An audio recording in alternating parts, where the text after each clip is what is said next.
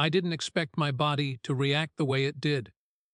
The funeral had ended hours ago, yet my pulse still hadn't settled.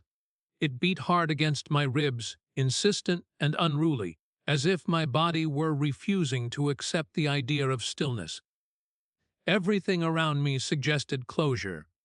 Chairs folded into neat stacks, flower arrangements already wilting at the edges, the dark soil pressed flat and smoothed over by practiced hands. The rituals had been completed properly, respectfully. There was nothing left to do. And yet, standing on the porch with my keys clenched in my palm, I felt like I'd been running for miles. The house loomed quietly in front of me, unchanged. Same paint, same steps, same faint creak in the railing where no one ever bothered to fix it. Grief hadn't altered its shape. Death hadn't rewritten its lines. If anything, the normalcy felt heavier, like the world had decided to move on without consulting me. He had been gone for weeks already. The shock of the phone call, the mechanical logistics, the arrangements, it had all blurred into something functional. I'd cried, yes, but quietly, in corners, in moments that felt borrowed rather than claimed. I told myself I was coping well.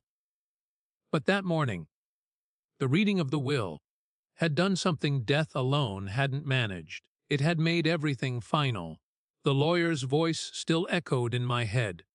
Calm, neutral, precise. He had spoken as though this were a routine transaction, as if legacies didn't carry weight, as if lives didn't rearrange themselves around sentences written on paper. Names, properties, instructions. I hadn't told anyone yet, not my parents, not my siblings, not even the relatives who hovered too close at the funeral, whispering observations dressed up as concern. I kept postponing the moment, convincing myself I needed the right setting, the right tone. Somewhere neutral, somewhere safe, a space where the news wouldn't sound like a challenge or a provocation. Because it was a provocation, whether I intended it or not. 2 farms, a mansion in Los Angeles, everything left to me, not jointly, not conditionally, not with footnotes or future negotiations. Just me. The lawyer had said it plainly, deliberately, with a faint pause beforehand, as if he understood that silence was part of the delivery. As if he knew this wasn't just information but impact. I inhaled slowly and turned the knob. Then I stopped. The door wasn't fully closed. It rested open by an inch or two, just enough for sound to slip through.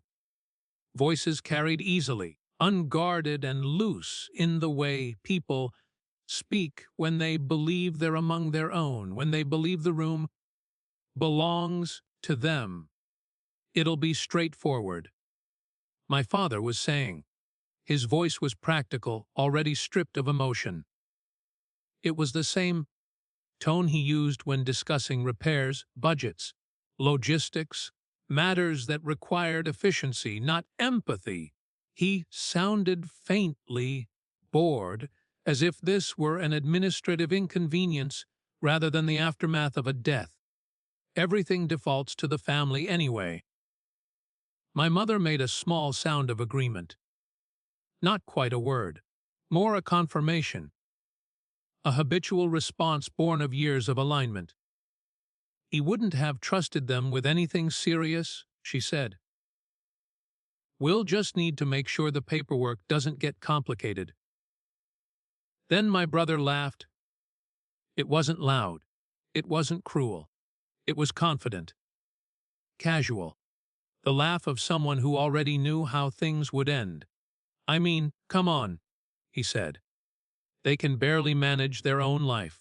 A farm, a mansion. That's not even a discussion. There it was. Not anger, not hostility, not even deliberate malice, something colder, certainty. I stood perfectly still, My hand still resting on the knob, my fingers stiff around the metal. I didn't move, didn't breathe deeply. My breath stayed shallow, controlled, as if my body understood that even sound could give me away. I could hear my own pulse now, loud and intrusive in my ears. They continued talking, freely, comfortably. They spoke about selling assets, about taxes, about responsibilities and management, about who would oversee what once it was settled. They mapped out a future with the ease of people accustomed to authority, a future in which decisions had already been made. My name came up only occasionally, and when it did, it was as a problem, an obstacle, someone to be managed, reassured, redirected. They discussed how best to handle me, how to soften the conversation, how to make sure I didn't feel overwhelmed. Their concern was procedural, not personal, strategic, not emotional. No one asked whether I might already know something. No one considered that I might be standing right outside the door. A strange calm settled over me then, not numbness, not denial. Clarity. It arrived quietly, like a final piece clicking into place. The kind of clarity that doesn't shout or demand, it simply rearranges everything around it until the truth becomes unavoidable. I thought about my life, how I had always been useful but never central, trusted with tasks, with responsibilities that required diligence but not authority. I ran errands. I followed through. I carried weight without being allowed to decide where it went. I had been praised often. Reliable. Responsible. Easy to depend on. I had learned early that these words came with limits, that they were softer ways of saying, not a threat. Compliments that kept me firmly on the perimeter of power. I thought of him then, of the way he used to observe people rather than dominate conversations, how he listened longer than most, how he noticed things others missed, not because he was suspicious, but because he was patient. Once, years ago, he had said something, casually, almost like an aside. People tell the truth fastest when they think it doesn't matter. At the time, I hadn't known what to do with that sentence. It had lodged itself somewhere in my mind, quiet and unresolved. Now, it made perfect sense. I stepped back from the door. I didn't go in. I didn't interrupt. I didn't correct them. I left. For the next few days, I said nothing. I let the family settle into their assumptions. I let them grow comfortable inside the future they believed was already secured. Phone calls came in carefully measured tones, gentle, strategic, laced with concern that felt rehearsed. They asked how I was holding up. They offered to help me process everything. They suggested next steps, framed as guidance rather than instruction. Hints about what might happen, what usually happened in situations like this. They spoke as if preparing me for inevitability. I listened. I thanked them. I agreed to nothing. I noticed how language shifted even then, how certain phrases repeated themselves, how the word "we" appeared frequently, implying unity, shared decision-making, how reassurance doubled as positioning.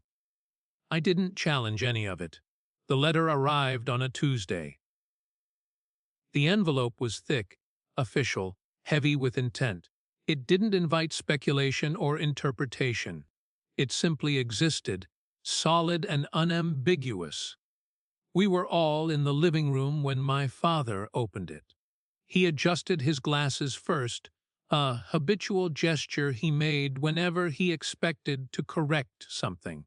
His posture was already set for control, for explanation, for managing inconvenience. The lawyer's name registered first. Then the language shifted. The tone became unmistakable, formal, precise, immune to negotiation. I watched the moment land. There was no shouting, no raised voices, no dramatic outburst, just silence. It stretched longer than anyone seemed prepared for, thickening the air. The room felt smaller somehow, as if gravity had adjusted without warning. My brother leaned forward, confused. My mother asked a question that wasn't really a question. My father read the paragraph, again, slower this time, as though pace might change meaning. It didn't. 2 farms, a residence in Los Angeles, sole beneficiary. The lawyer would be contacting me directly. Authority didn't announce itself.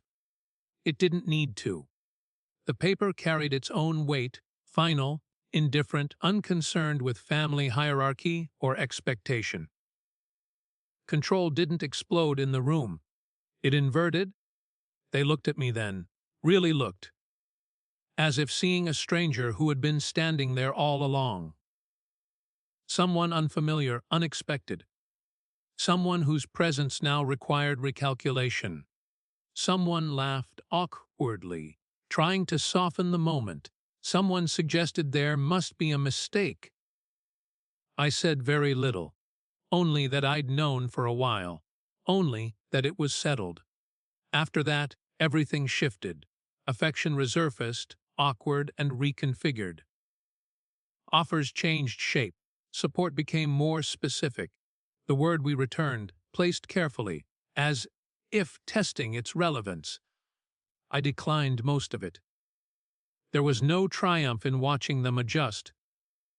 No satisfaction in their discomfort. Just a quiet relief, steady and grounding. The relief of no longer carrying something alone. Of no longer doubting my place in my own life. I didn't confront them about what I'd heard behind the door. I didn't need to. The truth had already done its work. It clarified where I stood, and where I no longer needed to stand at all. Power, I learned, doesn't always demand attention. It doesn't always arrive loudly or violently. Sometimes it comes sealed in an envelope, waits patiently for the room to fall silent, and lets people reveal exactly who they are when the future stops obeying them. I left the house later than I'd planned. The keys felt heavy in my pocket again, but this time the weight was different. Familiar. Grounded. I wasn't running. I walked, slowly, deliberately, into a life that finally belonged to me without asking permission and without needing forgiveness.